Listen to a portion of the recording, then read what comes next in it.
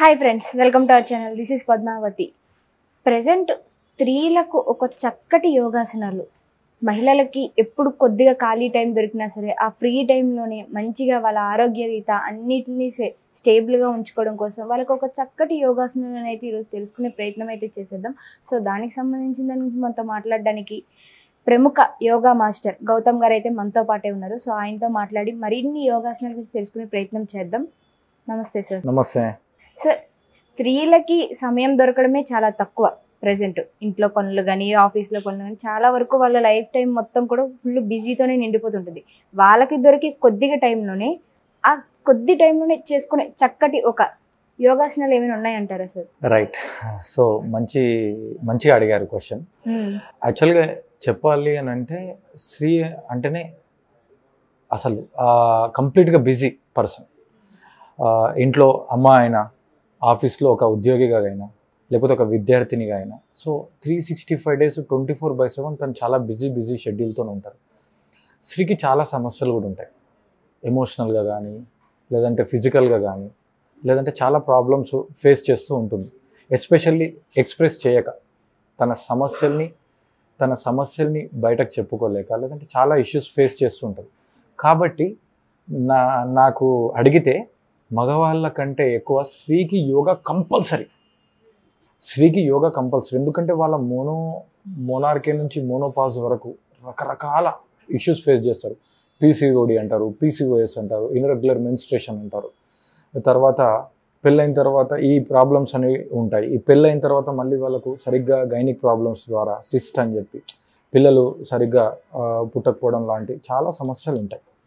కాబట్టి ప్రతి ఒక్కరూ ఎప్పటి వరకైతే సహజ సిద్ధంగా వాళ్ళ పనులు చేసుకున్నారో అప్పటి వరకు ఎలాంటి ఆరోగ్య సమస్యలు రాలేదు.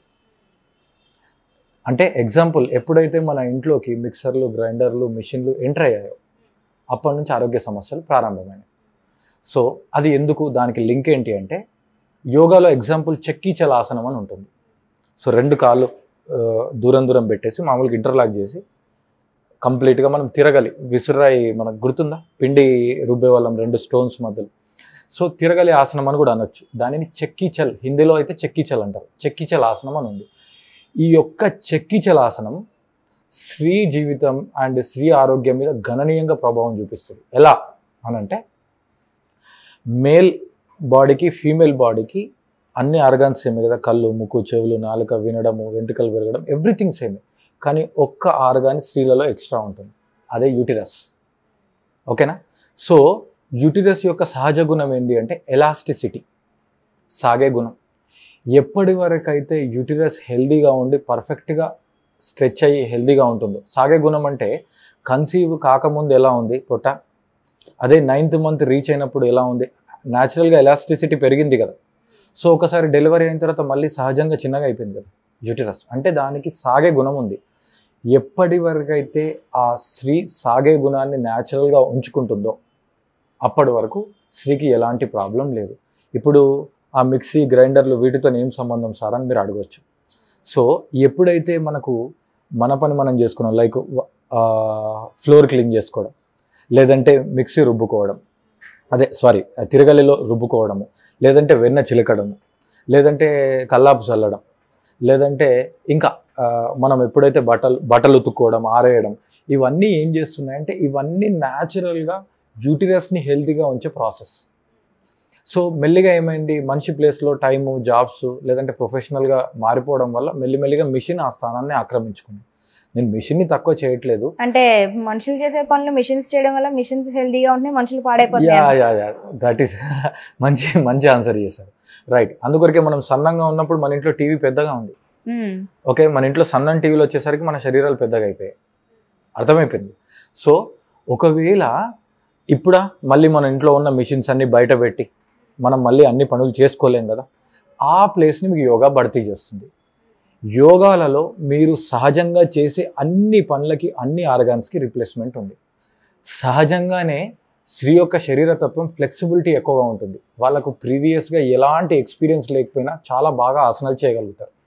అదే మేల్కి చాలా కష్టపడితే తప్ప, ఎందుకంటే స్ట్రెంగ్త్ ఎక్కువ ఉంటుంది. స్త్రీలలో ఫ్లెక్సిబిలిటీ ఎక్కువ ఉంటుంది, స్ట్రెంగ్త్ తక్కువ ఉంటుంది. మేల్లో ఫ్లెక్సిబిలిటీ తక్కువ ఉంటుంది, స్ట్రెంగ్త్ ఎక్కువ ఉంటుంది. యోగా ఏం చేస్తుందంటే మేల్కి ఫ్లెక్సిబిలిటీని, ఫీమేల్కి స్ట్రెంగ్త్ని ఇస్తుంది.